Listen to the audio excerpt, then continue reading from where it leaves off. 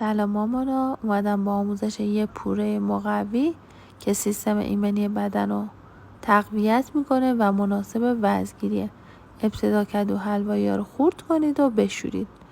بریزید داخل یه قابلمه، کمی آب بهش اضافه کنید، بذارید روی شعله ملایم گاز و حتما در اونو ببندید. حدود 1 رو بعد آماده است.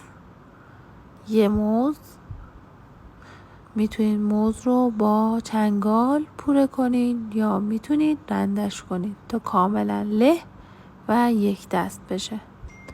کدو حلوایی ما حاضره. کدو حلوایی رو با یه چاقو و چنگال میتونید پوستش رو بگیرید و میتونید کاملا پورش کنید به همین راحتی. موز و کدو حلوایی رو بریزید داخل قابلمه. حریر بادام رو بهش اضافه کنید. حریر بادام برای وزن‌گیری خیلی عالیه. بهش آب و کره اضافه میکنید و میذارید روی شعله ملایم تا پخته بشه. درش رو میبندید تا جا بیفته.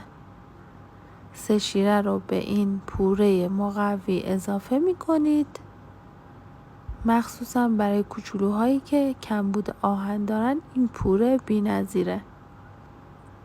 نوش جون کوچولوهاتون.